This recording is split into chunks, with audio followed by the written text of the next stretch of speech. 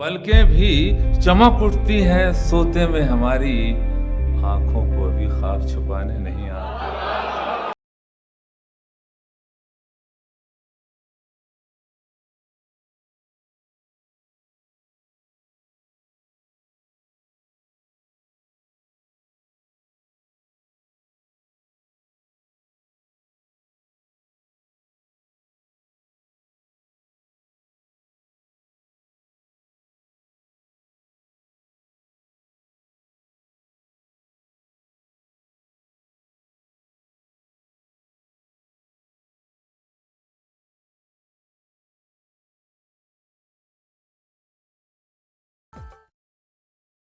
शायरी से मोहब्बत करने वालों की खिदमत में इकबाल अशर का आदाब। रावी कल्चरल सोसाइटी के प्रोग्राम शायरों के क़स्से में आपका इस्तकबाल है।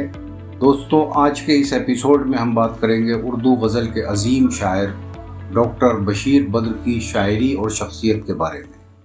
डॉक्टर बशीर बद्र का कलाम बहुत से रसाइल और अखबारात में छपता था और साथ में कभी कभी उनकी तस्वीर भी छपती थी, तो उन्हें मैं पहचानता तो उस वक्त भी था जब मैंने उन्हें देखा और सुना नहीं था।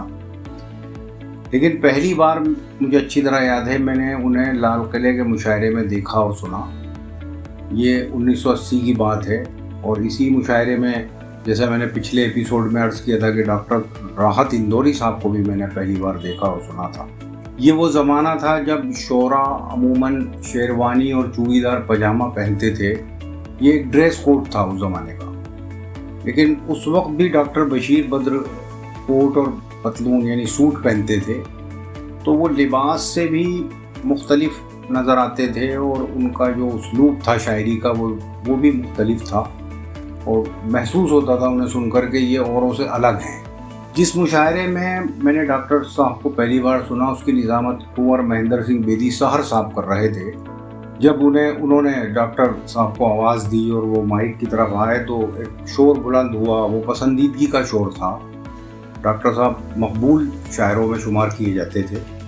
वो माइक पर आए और उन्होंने पहले बिना तरन्नुम के कुछ शेर सुनाए और जब वो इब्तिदा करते थे मतलब कलाम सुनाने की, तो वो कुछ तजर्बाती शायरी सुनाते थे अपनी। उस दिन उन्होंने, मुझे अच्छी तरह याद है, उस दिन उन्होंने ये शेर पढ़े थे कि ये ज़ाफ़रानी पुलोवर उसी का हिस्सा है, कोई जो दूसरा पहने तो दूसरा ही लगे, अजीब शख्स है नाराज़ हो के हंसता है, मैं चाहता हूँ खफा हो तो वो खफा ही लगे। ये गज़ल उनकी बड़ी मकबूल थी जो वो तरन्नुम से पढ़ते थे। सर से चादर बदन से क़बा ले गई, ज़िंदगी हम फ़कीरों से क्या ले गई। तो ये गज़ल उनसे ज़रूर सुनी जाती थी और जब वो लौटते थे तो फिर उन्हें बुलाया जाता था, बहुत इसरार किया जाता था। और वो एक गज़ल और उनकी बहुत मकबूल थी उन दिनों।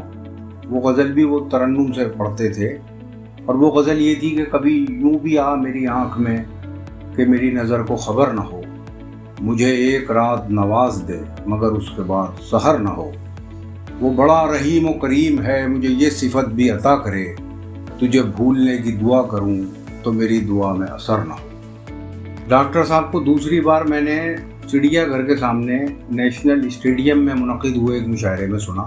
ये वही नेशनल स्टेडियम है जिसका नाम इन दिनों मेजर ध्यानचंद स्टेडियम है। ये मुशायरा जो नेशनल स्टेडियम में होता था हर साल, इसके ऑर्गेनाइज़र थे अकील नारवी। अकील नारवी पुरानी दिल्ली की एक जानी मानी शख्सियत थे। अकील नारवी साहब टाउन हॉल चांदनी चौक में मुलाजिम थे और उनके ताल्लुकात बड़े बड़े अफसरान से थे। अपना मुशायरा मुनक़िद करने के लिए वो इन अफसरान से मदद भी लिया करते थे।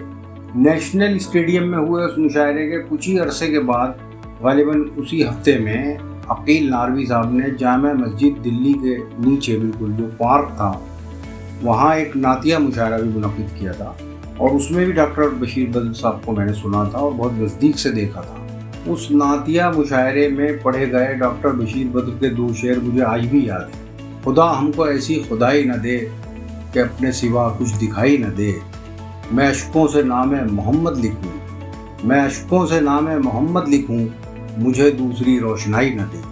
हम 4-5 दोस्त थे उस ज़माने में जो बाकायदगी से मुशायरे सुनने जाया करते थे। मुझे याद है ये 23 जनवरी 1982 की बात है। لال قلعے کا مشاعرہ تھا اس دن۔ لال قلعے کا مشاعرہ ہر سال 23 جنوری کو منعقد ہوا کرتا تھا، اور یہ وہ موسم ہوتا ہے دلی کا کہ جب ٹھنڈ بہت ہوتی ہے، کورا پڑتا ہے۔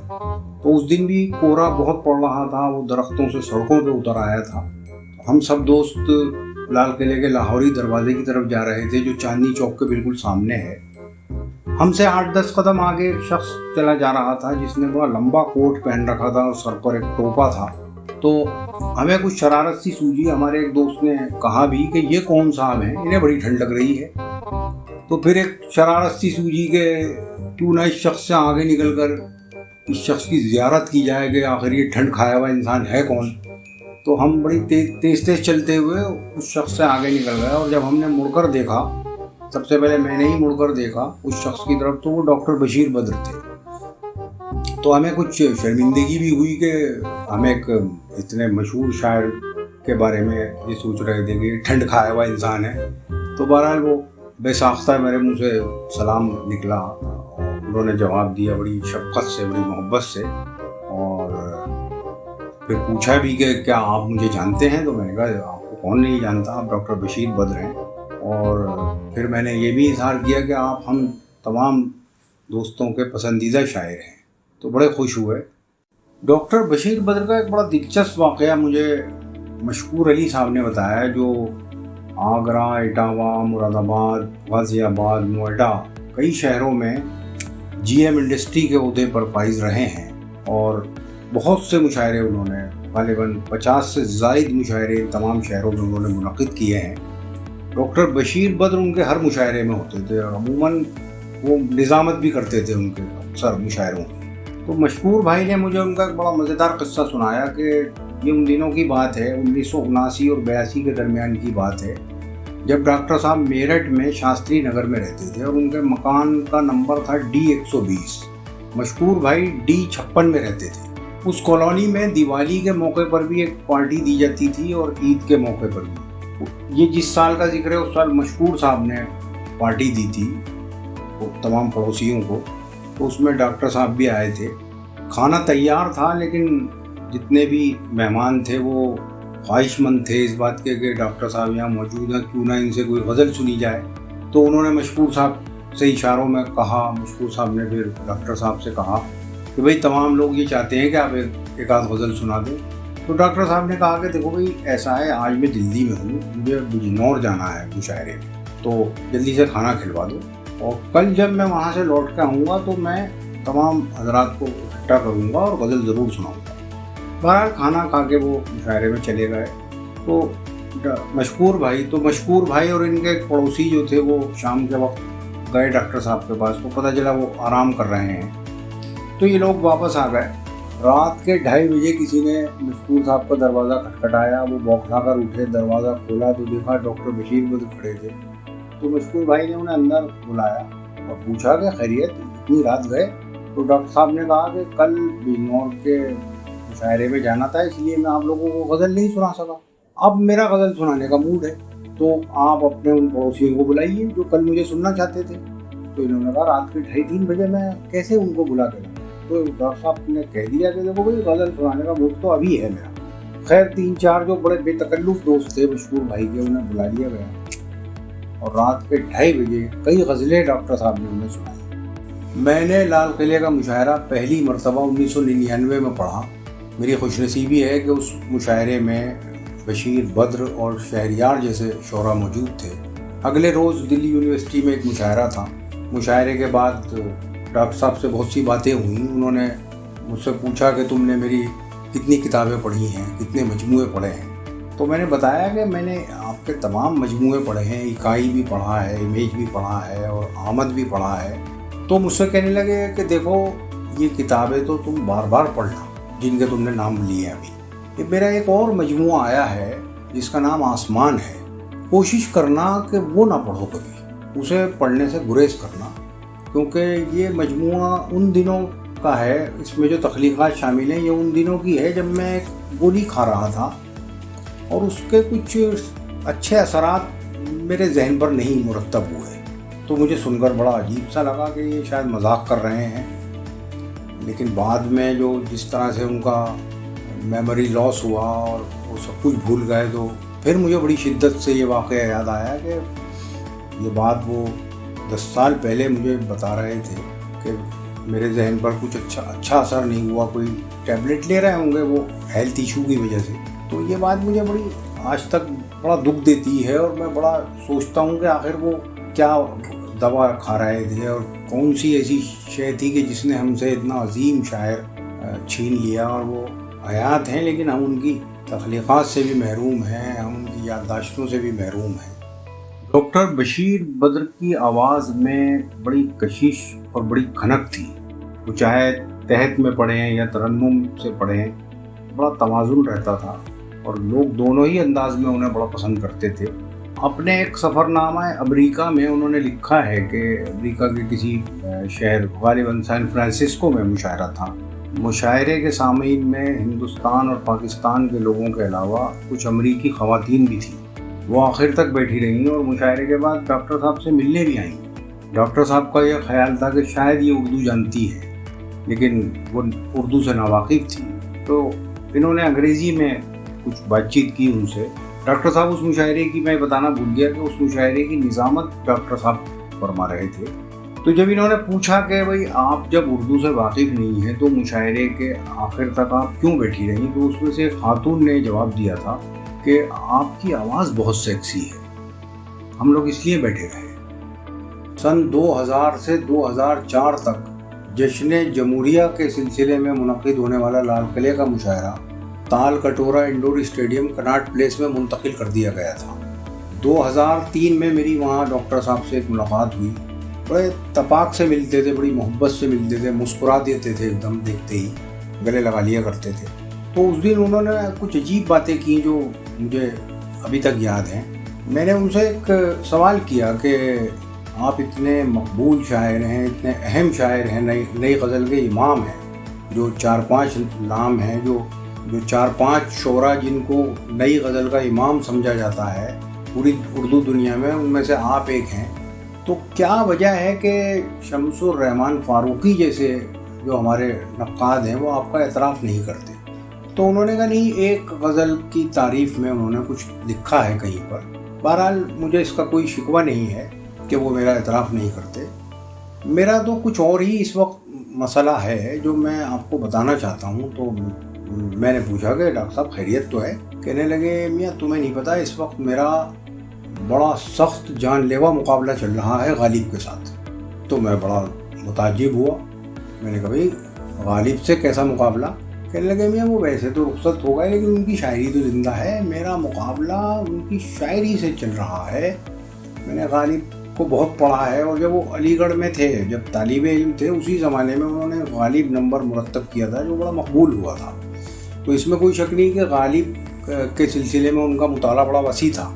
तो कहने लगे कि मैंने गालिब को बहुत गौर से पढ़ा, उनके अशार का बड़ा टफ सिलेक्शन किया। तो मैंने पाया कि उनके यहाँ 30 ऐसे शेर हैं, 30 जो खवास में भी मकबूल हैं, अवाम में भी मकबूल हैं। तो उन तमाम शेरों की तादाद 30 है।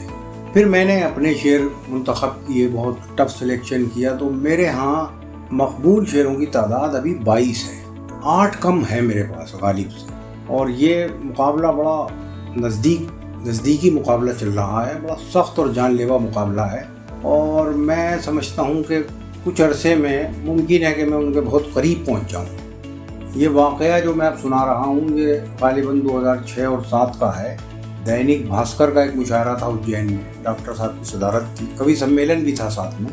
तो दिन में जब मैं पहुंचा तो मुझे पता लगा डॉक्टर साहब आ चुके हैं। मैं मुलाकात की गरज से गया, भाभी भी थी, उसके बावजूद उन्होंने मुझे अंदर बुलाया, चाय पिलाई और बहुत सी बातें हुई हमारे दरमियान।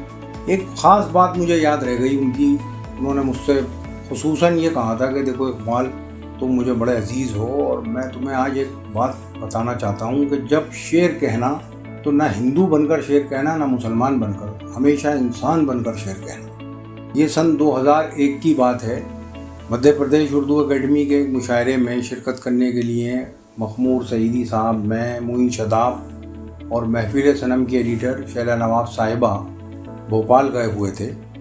उस मुशायरे में डॉक्टर साहब भी तशरीफ़ लाए और مشاعرے میں ہی انہوں نے شہلا نواب صاحبہ سے یہ کہا کہ کل آپ، معین شاداب اور اقبال اشر تینوں لنچ پر انوائٹ ہیں۔ اگلے دن ہم لوگ پہنچے، گھر ہی بلایا تھا ہمیں پہلے انہوں نے، اہلیہ سے ملوایا، بیٹے سے ملوایا، بڑی عمدہ چائے پلائی، پھر ایک بہت اچھے ریسٹورنٹ میں لے گئے، اور ریسٹورنٹ جاتے وقت بھی اور وہاں سے واپس ہمیں ہوٹل چھوڑتے وقت بھی بڑی اچھی باتیں ہمیں بتاتے رہے، سکھاتے رہے، بڑے دلچسپ واقعات بھی انہوں نے سنائے۔ ایک خاص جملہ ان کا مجھے اس موقع پر جو انہوں نے مجھ سے کہا تھا مجھے یاد رہ گیا۔ انہوں نے مجھ سے کہا تھا کہ شاعری میں چاہے جتنے تجربے کرنا، لیکن طنز سے ہمیشہ گریز کرنا، کیونکہ طنز احساس کمتری کی کمینگی کا دوسرا نام ہے۔ محترم کاشی ناتھ مشرا جو غازی آباد میں رہتے ہیں، میرے بڑے بھائی جیسے ہیں، ہر سال اپنے والد صاحب کی یاد میں ایک مشاعرہ منعقد کرتے ہیں، اور اس موقع پر ان کی کوئی نہ کوئی کتاب بھی ضرور ریلیز ہوتی ہے۔ ان کے ایک مشاعرے کا بڑا دلچسپ قصہ مجھے اس وقت یاد آ رہا ہے۔ میرا خیال ہے غالباً یہ 15 سال پرانی بات ہے۔ ہمیشہ کی طرح کاشی ناتھ مشرا جی نے اپنے والد کی یاد میں مشاعرہ منعقد کیا۔ ڈاکٹر بشیر بدر صبح ہی ان کے گھر آ گئے تھے، سارا دن وہ لوگ ساتھ رہے۔ میری ملاقات ڈاکٹر صاحب سے مشاعرہ گاہ میں ہوئی۔ ملک زیادہ منظور احمد صاحب نظامت فرما رہے تھے۔ انہوں نے ڈاکٹر بشیر بدر کی صدارت کا اعلان کیا۔ 2-3 شاعروں کو سننے کے بعد ڈاکٹر صاحب نے ٹیک لگائی اور پھر دھیرے دھیرے وہ پسر گئے۔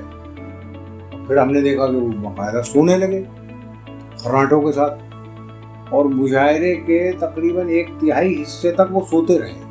بہرحال جب 3-4 شعراء کلام سنانے سے رہ گئے تو یا تو ڈاکٹر بشیر بدر صاحب کو اٹھایا گیا یا ان کی آنکھ خود کھلی۔ بہرحال وہ جاگے، انہوں نے پانی پیا، چائے پی، اس کے بعد مشاعرے میں شریک ہوئے۔ میں ان خوش نصیب شاعروں میں سے ہوں کہ جنہوں نے صدارت کے جاگنے کے بعد اپنا کلام سنایا۔ ڈاکٹر بشیر بدر کی شاعری 3 اسٹیجز سے گزری ہوئی شاعری ہے۔ ان کے پہلے مجموعے کا نام اکائی ہے۔ اگر ہم اکائی کو غور سے پڑھتے ہیں تو محسوس ہوتا ہے کہ شاعر کا رشتہ غزل کی روایتی قدروں سے پوری طرح نہیں ٹوٹا ہے۔ اکائی میں کچھ غزلیں ایسی ہیں جو ہمیں کلاسیکی لہجے کی یاد دلاتی ہیں، تغزل آمیز لہجے کی یاد دلاتی ہیں۔ جیسے ایک شعر مجھے یاد آ رہا ہے کہ آنکھیں آنسو بھری پلکیں بوجھل گھنی، جیسے جھیلیں بھی ہوں نرم سائے بھی ہوں۔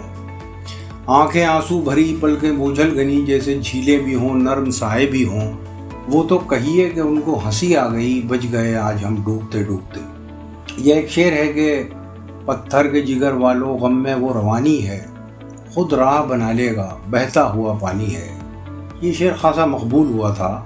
ایک شعر اور بھی ہے، اس میں اجالے اپنی یادوں کے ہمارے ساتھ رہنے دو، نہ جانے کس گلی میں زندگی کی شام ہو جائے۔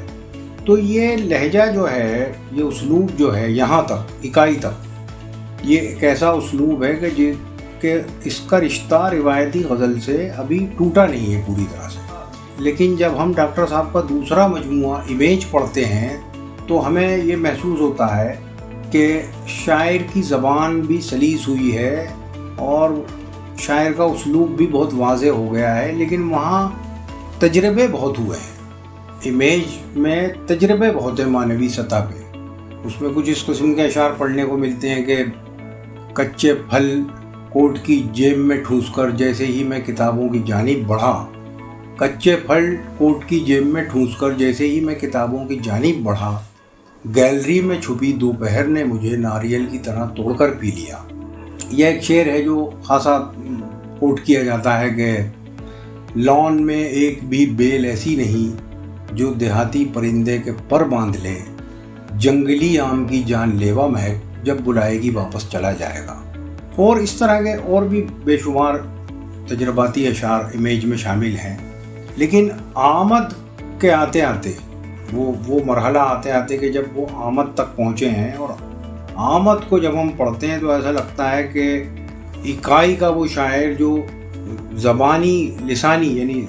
زبانی سطح پر لسانی سطح پر تھوڑا سا تذبذب کا شکار نظر آ رہا تھا، اس کی زبان میں کچھ فارسی کے الفاظ بھی تھے، عربی بھی تھی، کچھ سادگی بھی تھی، اور امیج کا وہ شاعر جو تجربات سے گزر رہا تھا وہ پوری طرح سے وہ کھل چکا ہے، معنوی سطح پہ بھی اور اسلوبی سطح پر بھی۔ डॉक्टर साहब का उसलूब उसमें पूरी तरह से खिलकर सामने आया है और मानवी तौर पर वो ज़्यादा रोशन और वाज़ेह नज़र आते हैं हमें। तो मैं समझता हूँ कि उनकी जो बेहतरीन तख्लीक़ात हैं उनकी पूरी ज़िंदगी की, वो उसमें से बेशतर आमद में शामिल है।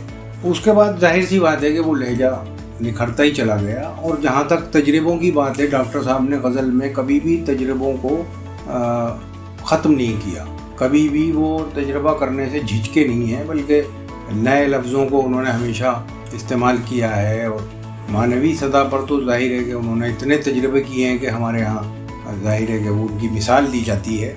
तो डॉक्टर साहब की जो शायरी है वो जाहिर है कि एक ऐसा सरमाया है नई गज़ल का, जिस पर अब यहाँ तक आते आते जो उनकी शायरी का जो बेहतरीन रूप स्वरूप है, तो हम कह सकते हैं कि ये हर दौर की शायरी है। इसका किसी एक मुल्क, किसी नस्ल, किसी एक सरहद, किसी एक दौर से ताल्लुक़ नहीं है, बल्कि ये आफाकी शायरी है, ये यूनिवर्सल शायरी है। ये वाक़या 2007 का है जो मैं अब आपको सुना रहा हूँ। कानपुर में एक बड़ा अज़ीमुश्शान मुशायरा मुनक़्क़िद किया गया था, जिसकी सदारत डॉक्टर बशीर बद्र साहब ने की थी। उस मुशायरे में मुनव्वर राना साहब भी थे और वो दोनों साथ साथ बैठे हुए थे। हम लोग ज़रा पीछे बैठे थे, तो मुनव्वर साहब ने मुझे कहा कि आप हमारे पास आके बैठिए। मुशायरा जब बिल्कुल आखिरी मरहले में पहुंचा तो डॉक्टर साहब ने मुनव्वर भाई से कहा कि यार मैं पढ़ लेना चाहता हूँ, आप तुम आखिर में पढ़ लेना। मुनव्वर साहब ने गुजारिश भी की कि आपकी तो सदारत है, आप आखिर में पढ़िएगा, लेकिन उन्होंने कहा नहीं, मेरा जी चाह रहा है। बहरहाल वो गए और बहुत बड़ा मजमा था, हज़ारों सामीन मुशायरा सुन रहे थे। तो जब वो पहुँचे तो वो पोडियम का इंतज़ाम था वहाँ, और शायद वो डॉक्टर साहब की वजह से ही किया गया था, क्योंकि वो बड़े बड़े सफ़ेद मोटे कागज़ों पर बड़े जली हरूफ में गज़लें लिख कर लाए थे अपनी। तो वो 6-7 छोटी छोटी कहना चाहिए तख्तियाँ सी थी उनके पास, और वो पोडियम पे रख कर जो है वो गज़लें सुना रहे थे। उसमें से पढ़ पढ़ कर एक गज़ल मुकम्मल होती थी तो वो उस तख्ती को, उस मोटे गत्ते को पीछे की तरफ कर दिया करते थे, तो जो गज़ल फिर सामने आ जाती थी फिर वो सुनाने लगते थे। तो डॉक्टर साहब ने 7 गज़लें पढ़ी और उन्हें सामीन ने बड़ी दाद व तहसीन से नवाजा। और मुनव्वर भाई ने मेरी तरफ देखकर कहा, जब उन्होंने एक शेर पढ़ा, वो अजीब शख्स है नाराज़ होकर हंसता है, अजीब शख्स है नाराज़ होकर हंसता है, मैं चाहता हूँ खफा हो तो वो खफा ही लगे। तो मुनव्वर भाई के मुंह से बेसाख्ता निकला था कि शायर तो ये लाजवाब है। तो मैंने कहा मुनव्वर भाई इसमें क्या शक है। तो ये 2007 की बात है। सन 2009 का एक वाक़या भी मैं इस वाक़ये से जोड़ना चाहूँगा कड़ी के तौर पर। अलीगढ़ नुमाइश में मुशायरा था, फरवरी का महीना था, बहुत ठंड पड़ रही थी। डॉक्टर साहब भाभी के साथ आए हुए थे। जब डॉक्टर साहब अपना कलाम पढ़ने आए तो वो सिर्फ़ एक मिसरा पढ़ सके, उसके बाद उनकी याददाश्त ने उनका साथ नहीं दिया और वो वापस चले गए, और मुशायरे की ज़मीन चांदनी के फूलों से हमेशा के लिए महरूम हो गई। डॉक्टर साहब सलामत हैं, खुदा उन्हें सलामत रखे। दिल को एक तसल्ली है कि गज़ल का बादशाह अभी ज़िंदा है। दिल को एक उम्मीद भी है कि मुमकिन है यादों के खोए हुए काफ़िले लौट आएँ, मुमकिन है वो पुरकशिश खनकती हुई आवाज़ फिर गूंज उठे। इबादतों की तरह मैं ये काम करता हूँ, मेरा उसूल है पहले सलाम करता हूँ। इबादतों की तरह मैं ये काम करता हूँ, मेरा उसूल है पहले सलाम करता हूँ। मुखालफत से मेरी शख्सियत संवरती है, मैं दुश्मनों का बड़ा एहतराम करता हूँ।